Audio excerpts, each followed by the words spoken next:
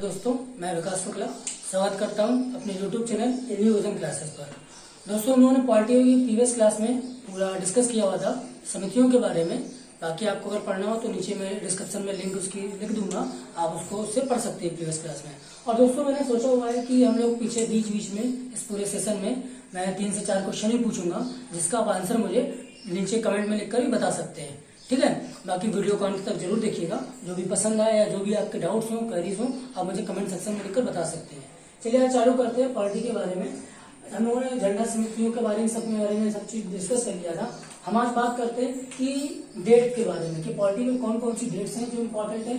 1946, 1947, 1949 and 1950। ठीक है, ये हमारी 4 डेट्स है। इन 4 डेट में इसको याद करने का सबसे अच्छा तरीका मैंने फंडा बताया था। 1946 में आपकी जो डेटें थी वो थी 9 दिसंबर, 11 दिसंबर एंड 13 दिसंबर। क्या हुआ था, जब आपका जो कैबिनेट संविधान सभा की बैठक का निर्माण चल रहा था, उसी में जो सबसे पहले मीटिंग हुई थी वो 9 दिसंबर को हुई थी। 9 दिसंबर को डॉक्टर सच्चिदानंद सिन्हा, 9 दिसंबर को आपको यहां पे लिखता हूं, डॉक्टर सच्चिदानंद सिन्हा एक टेम्परेरी चेयरमैन बनाए गए उस समिति के। 9 दिसंबर के बाद में समय अगली मीटिंग में 11 दिसंबर को डॉक्टर राजेंद्र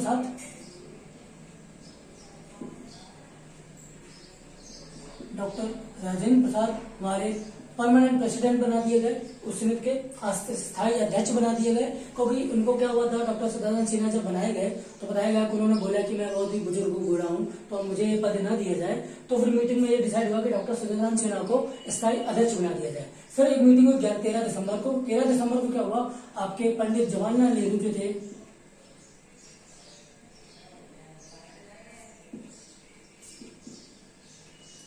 पंडित जवाहरलाल नेहरू ने एक उद्देश्य का प्रस्तावित की, जिसे बोलते हैं ऑब्जेक्टिव रिवोल्यूशन, इन्होंने रखा।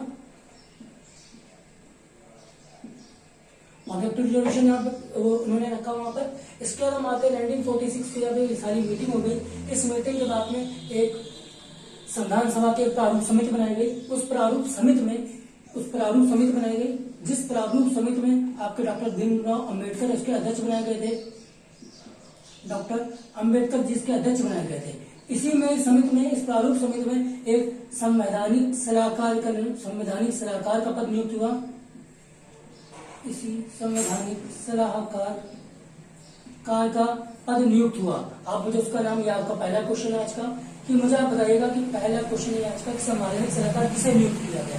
ठीक है, तो 1947 को 22 जुलाई को आपको क्या एक्सेप्ट किया गया, नेशनल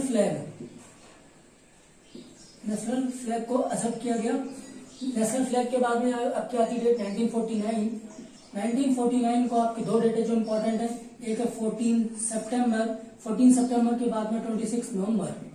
14 सितंबर को हिंदी भाषा को मातृभाषा का दर्जा दिया गया, ये एक्सेप्ट किया गया 14 सितंबर 1949 को। और 26 नवंबर को सबसे इंपॉर्टेंट डेट है, क्वेश्चन में आ भी चुकी है कि 26 नवंबर को क्या किया गया, तो 26 नवंबर को हमारा संविधान आंशिक रूप से लागू हुआ। आंशिक रूप से जो हमारा कॉन्स्टिट्यूशन था, संविधान था, वो लागू हुआ। और इसके साथ ही साथ 15 जो आर्टिकल थे वो लॉन्च हुए, 15 आर्टिकल लॉन्च हुए। इसके बाद में डेट आती है 1950, मैं यहाँ पर ही देता हूँ। फिर आपकी डेट आती है 1950 की 3 डेट बहुत इंपॉर्टेंट है, 24, 25, 26 जनवरी। 24, 25 और 26 जनवरी। 24 जनवरी को क्या हुआ, 24 जनवरी को संविधान सभा के द्वारा राष्ट्रगान और राष्ट्रगीत को अपना दिया गया। 24 जनवरी को क्या हुआ, राष्ट्रगान और राष्ट्रगीत को अपनाया गया। तो उसके बाद 25 जनवरी को निर्वाचन आयुक्त को अपना लिया गया, और 26 जनवरी को जो था सबसे मोस्ट इंपॉर्टेंट, ये भी आ चुका है प्रीवियस ईयर में, कि 26 जनवरी को क्या हुआ, पूर्ण रूप से संविधान लागू हुआ। पूर्ण रूप से आपका संविधान लागू हुआ और साथ ही साथ राष्ट्रीय चिन्ह को अपनाया गया। क्या हो गया, राष्ट्रीय चिन्ह को अपनाया गया। तो 26 जनवरी को पूर्ण रूप से संविधान लागू हो गया और राष्ट्रीय चिन्ह को अपना गया। बाकी मैं जाता हूँ, आप एक बार स्क्रीनशॉट जिसको लेना है वो ले लीजिए, बाकी मैं इसको सॉल्व कर देता हूँ। ठीक है, तो चलिए अब हम लोग बात करते हैं संविधान सभा। संविधान सभा का जो निर्माण हुआ था, उस संविधान सभा के निर्माण में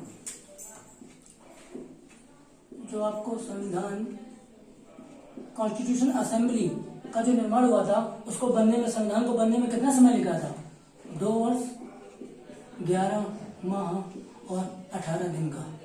ठीक है, और जो हमारा जो कॉन्स्टिट्यूशन बना,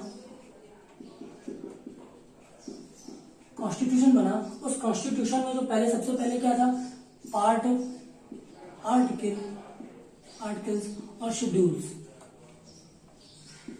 तो पहले कितने पार्ट थे? पहले हमारे में 22 पार्ट थे। इसके बाद में आर्टिकल जो थे वो 395 आर्टिकल्स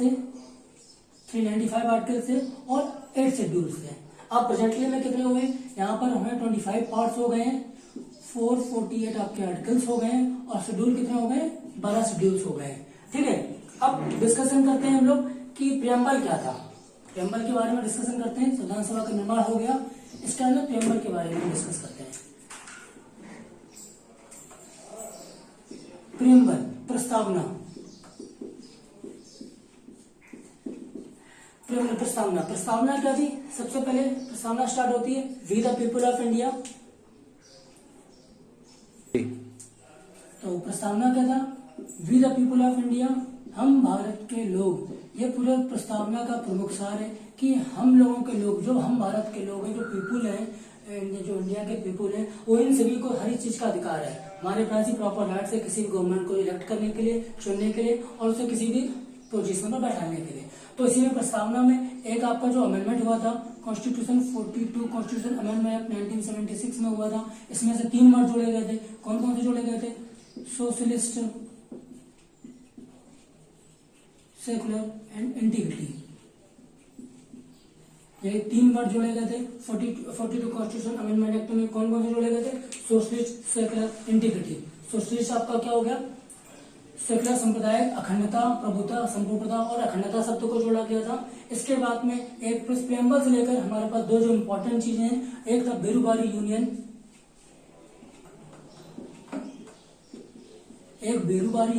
एक था Kesavananda Bharati versus state of Kerala. इसके बारे में बताता हूँ। स्टार्टिंग में जो बेरूबारी यूनियन है, बेरूबारी यूनियन के मामले में बताया गया कि जो प्रस्तावना था वो संविधान का एक स्ट्रक्चरल पार्ट नहीं था। बेरूबारी यूनियन बताया कि प्रस्तावना जो प्रियम्बल है आपकी, वो संविधान का अभिन्न अंग नहीं है। लेकिन इसके बाद ही आपका ये बेरूबारी यूनियन जो आया था, वो आया था 1960 में आया था। बेरूबारी यूनियन कब आया था? आपका 1960 में। और केशवानंद भारती 1973 में आया था।